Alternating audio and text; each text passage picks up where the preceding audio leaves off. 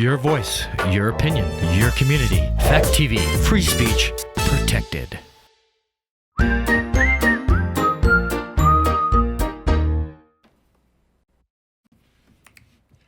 Remember when murder was funny? Remember when domestic abuse was funny? Remember when people could laugh about offensive topics? All this and more on Gory Storytime. Warning.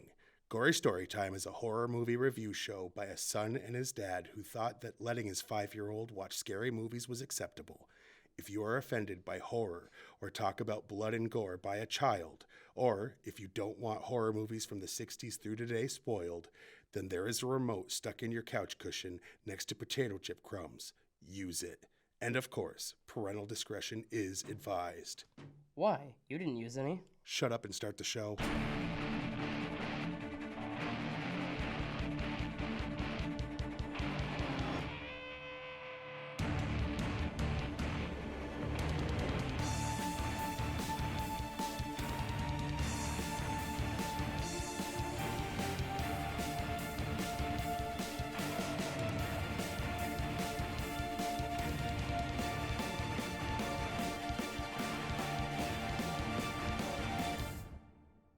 Welcome to Gory Storytime. I'm your host, Jason. I'm his co-host and his father, Craig, and this is a double bill for this episode.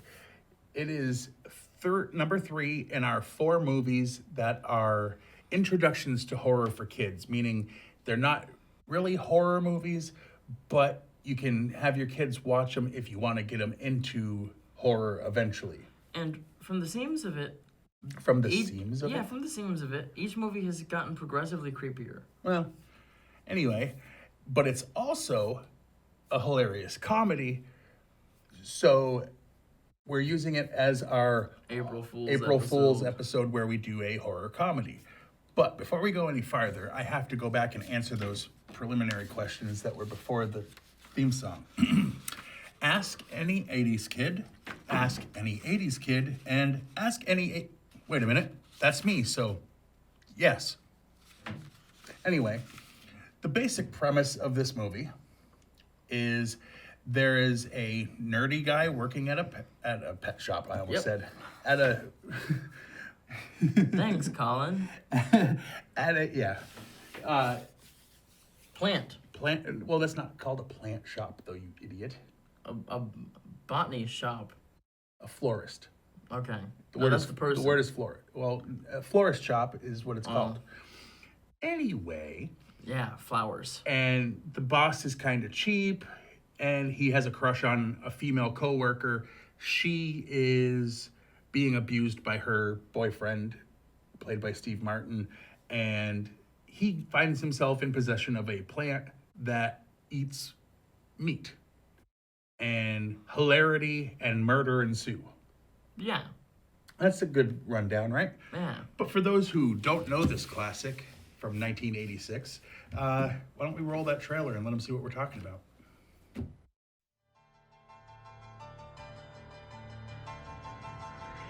It all began in this little shop. Ow! Damn roses! Where, strange as it seems, something extraordinary happened. I'm afraid it isn't feeling very well today. No, it's not bizarre. What kind of a weirdo plant is that, Seymour? Little Shop of Horrors, a story about a boy. I've given you sunlight, I've given you rain. Looks like you're not happy, unless I open a vein. Where did you get such a weird plant?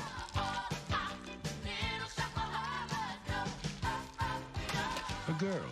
You don't make a nice voice when you live on Skid Row, Mr. Mushnick. Seymour, this is my date, my boyfriend. A florist. I'm telling you, Audrey, he's not a good, clean kind of boy. He's a professional. You'll be a 10. You have a talent for causing things. Hey, stop me a 10. People will pay you, me and you. I've been saving all month for this. I think I need a root canal. I'm sure I need a long, slow root canal. Feed me Seymour. And a plant. Feed me all night long. How am I supposed to keep on feeding you? Whoa! Catch me now. I'm just a mean green mother from outer space, and I'm playing. I'm just a mean green Moranis, Man's a total disgrace to the dental profession. Ellen Greene, Excuse me. Excuse me, what? That's better. Vincent Gardenia, with special guest appearances by Steve Martin, John Candy, and Bill Murray. It's your professionalism that I respect. Little Shop of Horrors.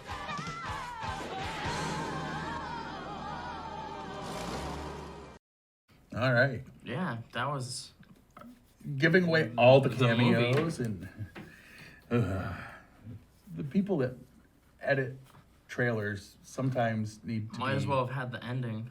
Wow. The original ending is what they should have had in the first place, but we'll get into that later. First, I will say we've got to do what we actually are here to do. You think we're here to actually review horror movies, and we sort of are, but the number one reason we've done this since he was 13 years old, and now he's 20, going on 2, Yeah. he is the fact we have these big marketable companies that see our huge fan base on Bellows Falls local television, Yeah. and they pay us truckloads of cash so that we can advertise their real products that actually exist and are not just comedy bits written based on the movie. Right. And this week, Gory Storytime is brought to you by the GST Theater. We take horror movies and turn them into local theater musicals. Some shows we've done recently include It's Friday, the Friday the 13th musical, featuring the hit song Hockey Mom, and The Amazing Dr. Hyder, based on the Human Centipede. And don't forget, Guys in Dolls, not Guys and Dolls, that's a different thing. It's based on Child's Play, featuring the song Let Me In, Andy, Let Me In. Also, if you're an actor, we're holding auditions for Pot O' Gold, based on the 80s classic film Leprechaun. That's GST Theater, home of the Killer Sing-Along. All right. All right. And by...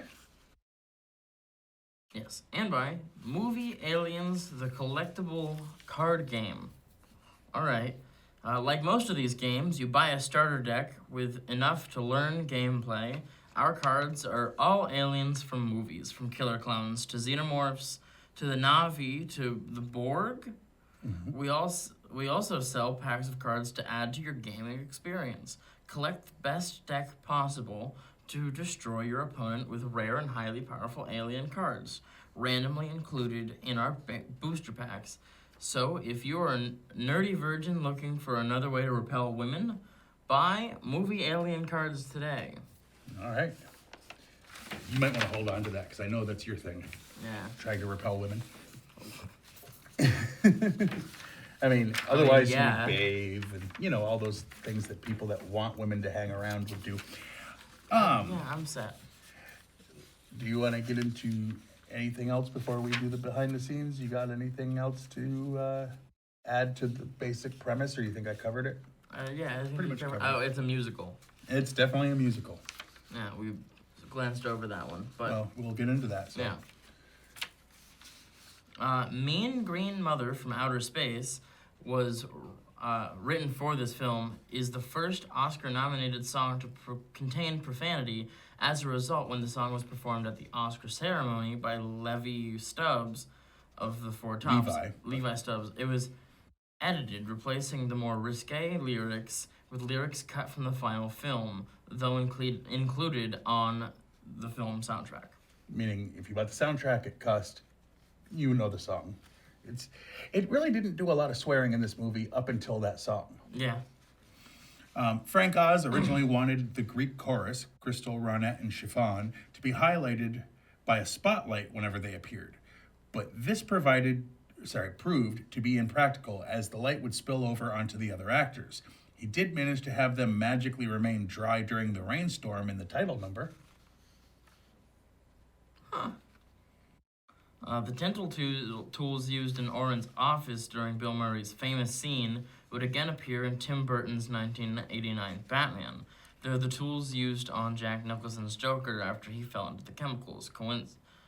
Coincidentally, Little Shop of Horrors was Nicholson's first movie role in which he plays a masochistic patient. That was the 1960 version. Yeah. Yeah. Bill Murray's scene in the waiting room was filmed as scripted, but there was virtually no written dialogue when his character got into the dentist's chair, except for ecstatic cries of pleasure. Over the course of 2 days that he filmed, Murray kept riffing various ad-libs, which presented a challenge for the editor to assemble a coherent version of the scene. But it also made it funnier. Oh, yeah. Because if he's just going, oh, yeah, that's not as funny as some of the stuff that he said. Oh, yeah. The dentist's office originally was more grungy and blood-splattered, but those details did not go over well with test audiences. The set was cleaned up, and the scenes were reshot for the final film. In the original cut of the film, Paul Dooley played the part of Patrick Martin. When the cast and crew returned several months later to shoot a new ending, he was unavailable, so Jim Belushi stepped into the role. Dooley received a special thanks credit in the film, and his scene appears in the black and white work print ending available on the original DVD release. The 2012 Director's Cut Blu-ray DVD release restores Dooley's part, and conveniently, it's Belushi who receives the special thanks credit, which makes sense. Yeah. Ellen Greene as Audrey 1 is the only member of the off-Broadway cast to appear in this film.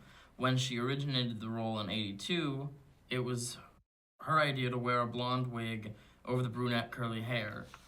Howard Ashman originally saw Audrey as a brunette based on Jackie Joseph's look in the original The Little Shop of Horrors, 1960. The puppeteers who designed and operated Audrey 2 were veterans of the Jim Henson Company. One of the operators was Brian Henson, Jim's son. Wardrobe and props were obtained from New York thrift shops in order to attain a period realism.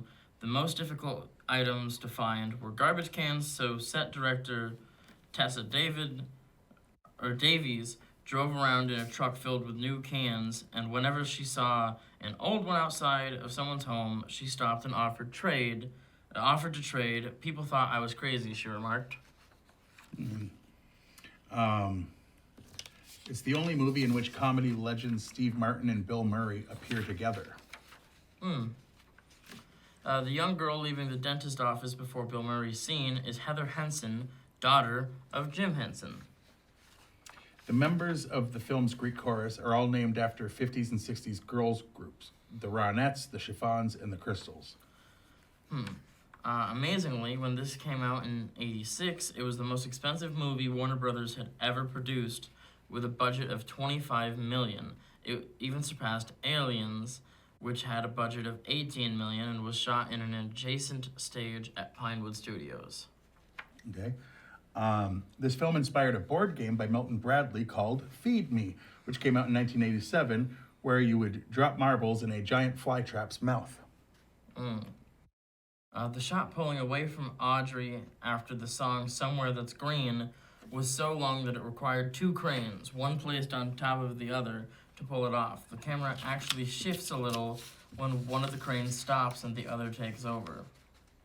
It supposedly took Steve Martin 6 weeks to film all his scenes. He contributed ideas such as socking the nurse in the face. Originally, he was going to knock her out with his gas mask, and ripping off the doll's head. The old woman who begins the song Skid Row is Tony-nominated singer, actress, comedian Bertice Redding. Redding, okay. It's been erroneously reported that Erroneously, whatever, that her voice is overdubbed by Michelle Weeks, who played Ronette and performed the verse for the alternate version on the soundtrack album. In fact, Bertice sang her part in the song live on the set. This was Bertice's final film appearance before her death in '91. Wow. All the scenes were filmed at Pinewood Studios in England, including what would be the largest studio set in the world, the 007 stage. They did not want to shoot on location because it would ruin the fantastical mood of the film. Part of the giant 007 stage was used to film the Suddenly Seymour number. Due to its size, and the stage was impractical to heat properly and thus caused the breath condensation to appear. This was countered by the actors putting ice cubes in their mouth. So it's cold, so they had to suck on ice cubes to keep their breath from showing. Right. The filmmakers originally offered the role of Audrey to Cyndi Lauper before casting original stage star Ellen Greene. Lauper wanted the part, but couldn't commit due to her recording/touring schedule at the time. Madonna was also reportedly considered for the role. And final one is Mushnick is seen on the phone with one of his biggest clients, Miss Shiva, whose family is dropping like flies. This is a reference to an elderly shop patron with the same name and similar problem in the original Little Shop. Shiva is a Jewish mourning ritual. It's also the name of the Hindu god of destruction, part of the trinity of gods, along with Brahma, the creator, and Vishnu, the maintainer. Those sound like I'm not, I mean, kind of like comic book heroes or villains or whatever.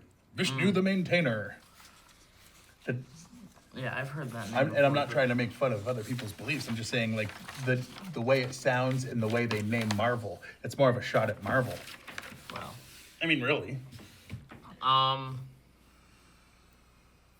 what do we do next? Our favorite and least favorite scenes, or should we Oh, talk yeah. about the people had it at 79% positive reviews? Yeah, and the critics had it at 90%. I mean, it's hard to not like this movie It really unless is. you're super sensitive to politically incorrect things, which people raised in the 80s usually weren't. No. That's kind of the point I was trying to make with the questions at the beginning. Yeah. I mean, they took murder and, domestic abuse and a lot of things like that. Being poor, living in the ghetto. Yeah. And tried to turn it into humor. Yeah. And did. Successfully. Anywho, so now we can do our favorite and least favorite. Yeah. Let's go with least favorite because it's the hardest part. It is.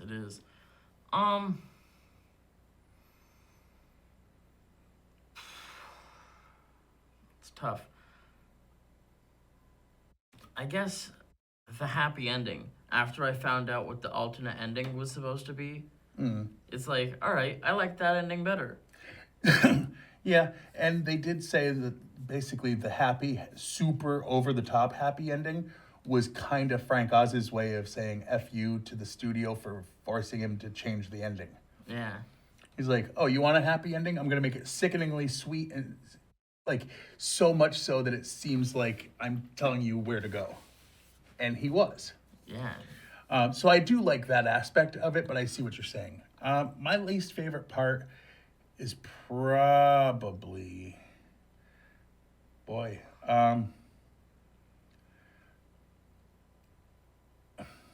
I'm not sure. Like, I can't say the abusive guy because his comeuppance only works if he's that way. Right. I guess it's the trailer is my least favorite part because it gives away way too much. There was a bunch of cameos that were thrown in there and they're gone as a cameo that's a surprise because the trailer's like, don't forget, John Candy's in here for 2 minutes. Right. Like, even the opening credits of the movie didn't say John Candy or Bill Murray. They said special appearance by Steve Martin. Right, which he had a big enough part You can't not have him be in the trailer, but you don't have to have... But the opening credits didn't even say Bill Murray, John Candy, Belushi, or any of them. Like, it was like... So, what was your favorite part?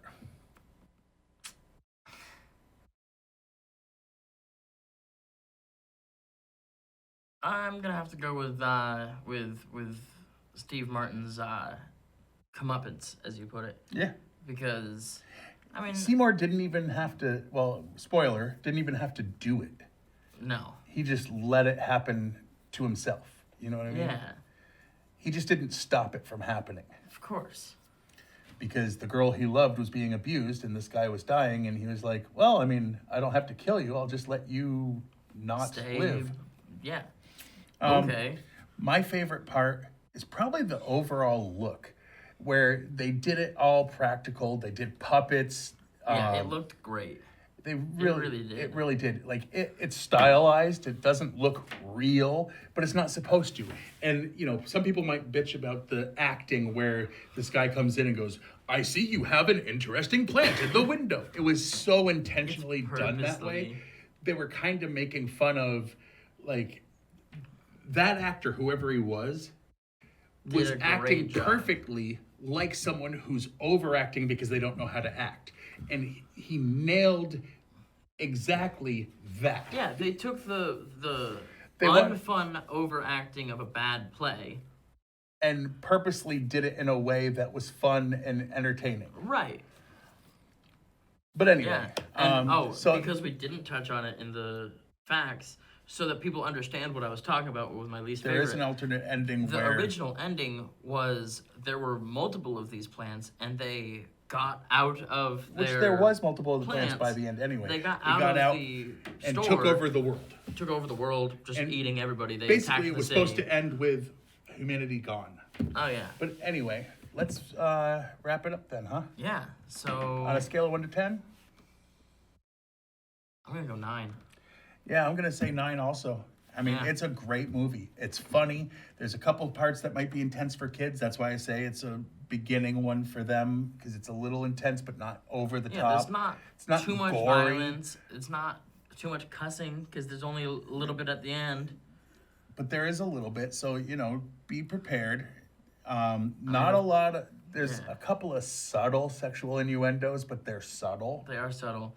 And then, of course, there's tackling domestic abuse. But they do it in a way that they try to be humorous and actually have people saying, hey, you deserve someone better. Get away from him. He's bad for you. Which, at the time, not a lot of people were talking about. So it's a positive thing. Whenever she left the room, the two guy characters were like, yeah, we have to get her out of that situation. What can we do to help her out of that situation? And they even said to her, you need to get out of that situation. It wasn't like they just did it behind her back. They were like, lady, but you they deserve would say better. it to her, and it's not like they were just saying it because she was there. And there. like someone in those situations, she was like, oh, I deserve it. So they were tackling it from a realistic perspective in a movie that's not realistic. No. And the musical aspect just adds it's great. And 3-4 the dentist song points is to it. hilarious. It's just great. But anyway, let's get to stuff that's over on the side now. Yeah. You can watch this show on Fact TV channel 1076, Thursdays at 8:30 p.m. and Fridays at 7 p.m. You can like us on Facebook, and like I say every week, not just us, you can like Fact TV and Gory Storytime. You'll see, they have live links or whatever to stuff right here, and they're we probably usually doing even this live stream this, so if you're watching, hey. If you're not, how'd you hear it? Exactly. You can go to factdate.com and watch a bunch of the back episodes of this. Yep. You can also go to Twitter and follow me. I'm at Craig Jakes, all lowercase, all one word. You are at Jiggly Firm Brain, all lowercase, all one word. And that is just him tweeting Quoting out things that I say. He says that he's like, wow, that's funny or dark or whatever, and he shares it. So it's nothing really about this. No, it's very, very even the R-rated. name Jiggly Firm Brain came from something. Yes. So until next week, I'm your host, Jason. I'm his co-host and his father, Craig. And Happy April Fools. Oh, Sweet dreams.